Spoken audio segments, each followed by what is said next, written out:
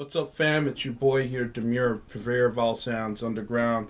I'm here to talk to you about my latest remix on Music for Freaks, the remix I did for the Payday gang on their track called Dissolving. Man, I had a lot of fun doing this remix, but I'm here to talk to you in this producer tip about how inspiration from other tracks or other things can inspire your approach to a remix. And there's really a difference between inspiration and beat biting, because I don't know if you guys have been privy, if you've been living under a rock for some time, you wouldn't know.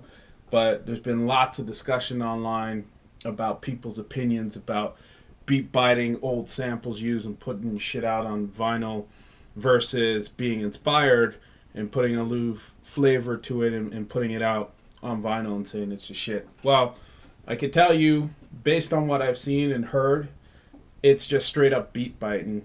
The difference between inspiration and beat biting to me is beat biting is you're doing the same shit. I loop a couple of samples, and I've heard this a couple of times with cats, I'm pretty cool with, but I ain't gonna say nothing because I'm good, man. If you gotta loop shit the same way I did it, sample a fucking vocal the same way I did it, that speaks a lot to your level of creativity and inspiration in terms of wanting to be innovative and pushing the music further progressively. So I don't have time to get all caught up in that, but that's the real difference. Beat biting is just straight copying what somebody else did, like whether it's 2 days ago or a few years ago, and then putting it out like it's your own shit when the shit has already been dumped before. Whereas with inspiration, in terms of this remix, and I'll get to what inspired me there, but with inspiration, it is taking elements from what you've heard and letting it influence how you work. So you're not necessarily copying, but if you see something that forces you to look at things through a different set of glasses, and as a result it's changed your perspective and your overall approach in terms of how you produce something, that's fucking inspiration. It's not a straight copy for copy of stuff. And I hope a lot of you cats get that, because some people are blurring the lines and saying it's, it is what it is, no one owns a fucking sample. That's not the fucking point. You're doing the same shit like someone did years ago, and you're putting it out as your own. That's a fucking problem. You haven't really done anything new or creative. I mean, Blue Boy did a track called Sandman back in the day, and I have an edit of it out, but I've never put that record out. It's just for me and a couple of homies to play, to enjoy, because I did a little bit of a difference, but all in all, he rocked the sample first, and he rocked it well, and it's the main loop, and that's the main groove, and I'm not trying to put the record out and say, I created the Sandman track. Like, that's just ridiculous. I got enough confidence and inspiration in a lot of different things around me to be able to make a difference and leave my mark on things as my own. The Dissolving remix for Payday, the inspiration I had for this was another remix I heard by my homeboy Carlo Lio from Toronto, tech house master. Really rocked this remix of Tom's Work on I'm a House Gangster by Tripmaster. And the fucking track is just crazy. I play it all the time, mainly in tech house sets, but it could still rock from a Jackin perspective. And that was the main inspiration for me. I wanted to create a remix that could easily transcend between jacking and tech house, having some rough elements in there and enough diversity with a groove that would just make people move and feel it at different tempos. And that's exactly how Carlo Lio rocked the other remix. I will admit, I took, he had an open hat thing, sounded like it was from an 808 kit going on in the track. He had it, I think, every 2 bars, and whereas with me, I rocked it every other beat. First, I went back, through the track, the original track, and I listened to the parts and had some really, really, really dope vocal stuff, bust out stuff with verb on it. Like, listen to this shit. It sounds really dope. Really dope shit.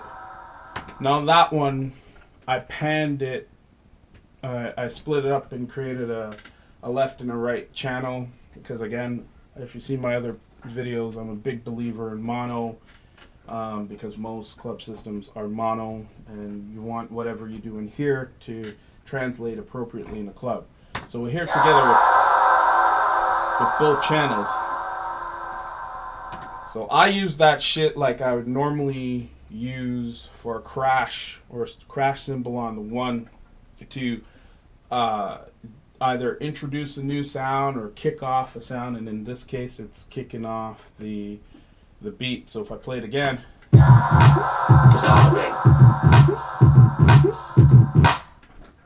so you could hear already the whole Carlo Lio inspiration with the open hat on the 808. But you can hear my Minibrute doing some serious work in there, and I think I got it like filtered. But you know what? I'll come back to that. Let me play you the sound. So on my Minibrute, it's normally the first thing I fire up in the studio, and it's normally, you can hear the sound, and I just messed around with it. So I think for the remix, I can't remember the exact notes I played, but it's and then I worked that back into Logic here. I put it through, you know, the UAD console, Unison technology. I preamped it and made sure it sounded really fat. And I'm just gonna play the Minibrute part. I think it's here. So I got a filter on this. You can see all the automation there.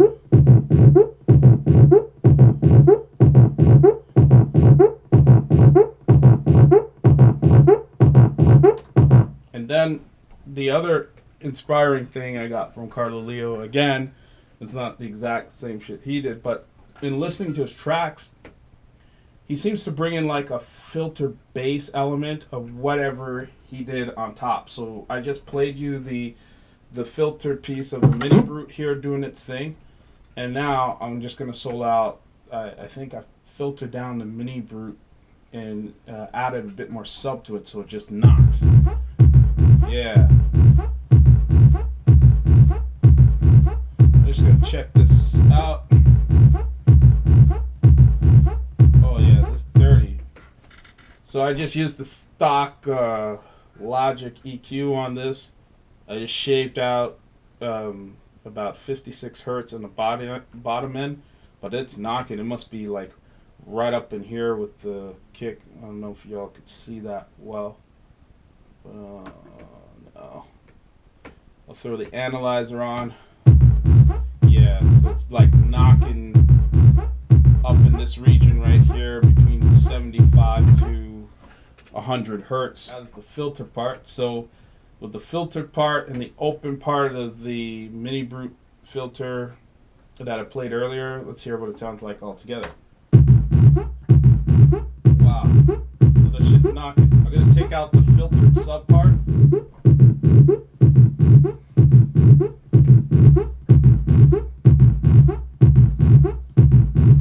That is no fucking joke.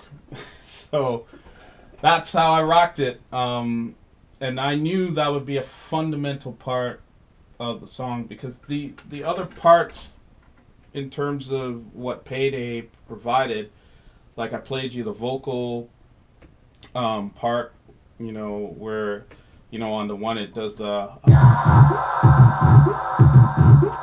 so those parts were dope. And then they had some really, really dark shit with the vocals that I liked, and I knew I was gonna use it more in the breakdown, in the larger part of the break right here.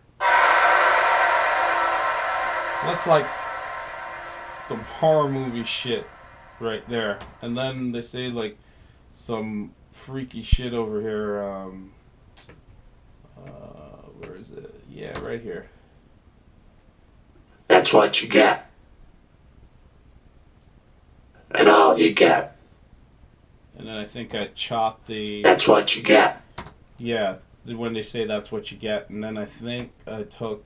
There's another hooky part where they're just saying dissolving, right?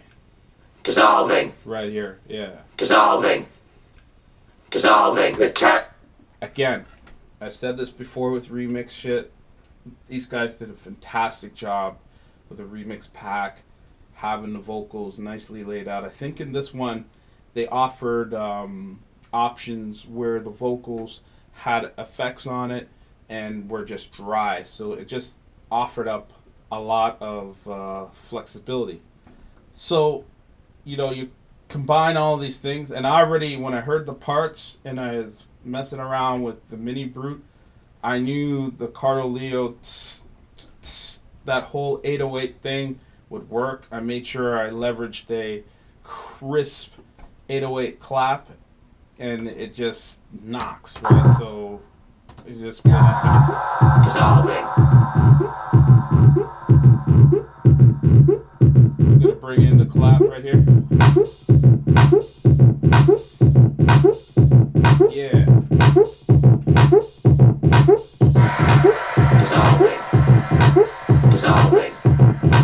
Dissolving. Now, the thing about the drums, I didn't get like an authentic 808 thing, but I do think you have to know enough about your sounds to ensure when you are ready to EQ and do things up properly, that you replicate that original sound. So, I mean, it's coming off of,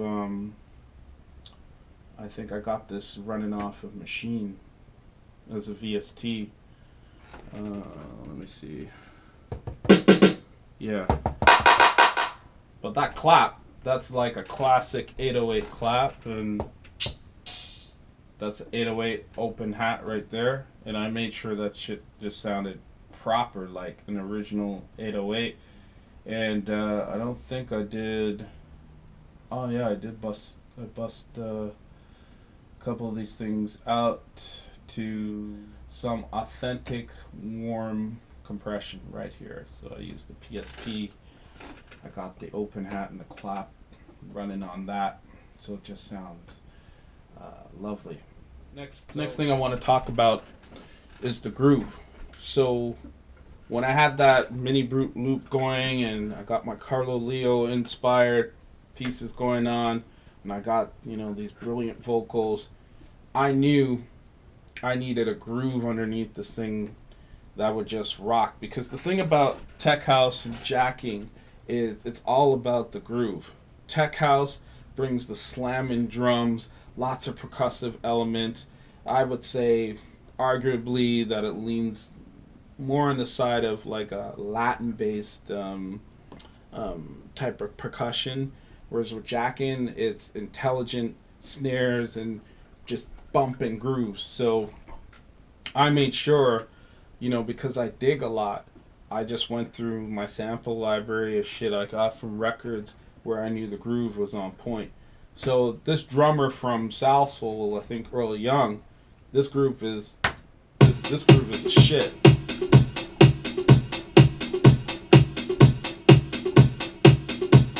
And then I hit up my boy Louis Vega and Kenny Dope, took a couple of hats from there. That's the hats, South Soul groove. And then I found another drum break. Ooh, it's dirty too, you can hear that.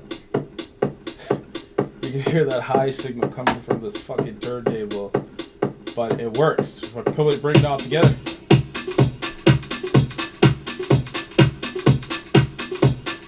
Right here.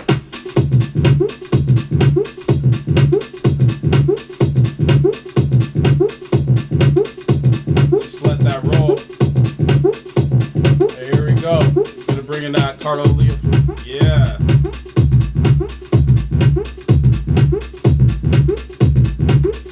So that groove, like the bass line, you can see it right here. It's just flowing right throughout, non-stop. I mean, I wasn't trying to make a complicated arrangement. I just wanted to keep the groove going, and you place yourself or envision what people are doing in the club against your music. And then I just added some Rhodes for a bit of variation to keep things interesting. That is a dirty Fender Rhodes 2-finger chord, yeah. Yeah, that is the nasty 2-finger chord. Oh, right here. That's a dirty chord. Wow. I added that chord into that.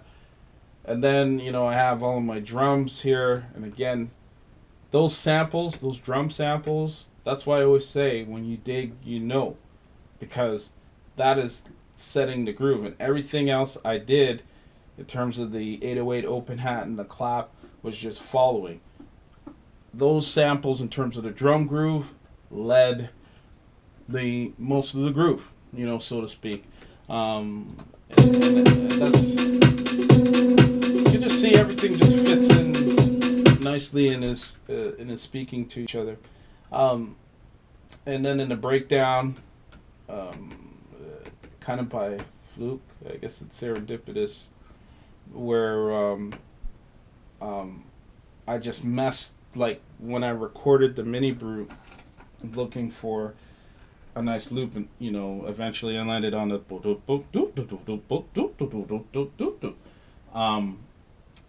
I thought that was interesting because it had a lot of dynamics and things going on, but I knew in the breakdown I needed to pull the listener's ear away from what could possibly be very monotonous in hearing that loop throughout the song. So it's an integral part of the song, but I knew I needed to switch it up. So in the middle, I just mess with it along with the vocals that were here. So that's one part of the Minibrute. There it is. I almost wanted to make it like a conversation of sorts. Let's bring the vocals. Never enough. Breakdown. All around. Breakdown. All around.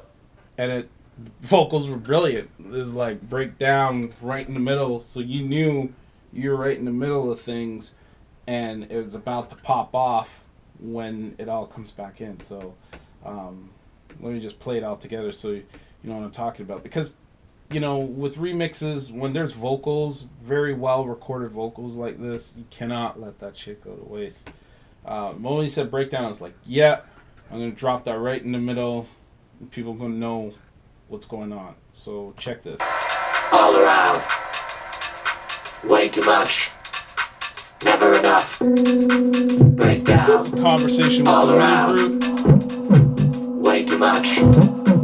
Never enough. Breakdown. All around. Way too much. Never enough. Breakdown. All around. Way too much. Right here. Dissolving. That's what you get. And all you get. That's what you get. And there you have it, kids. Inspiration versus beat biting. There's a huge distinction to be made there. You can get inspired and let that influence your approach to production, but you're not necessarily copycatting or doing a straight carbon copy of what somebody else did.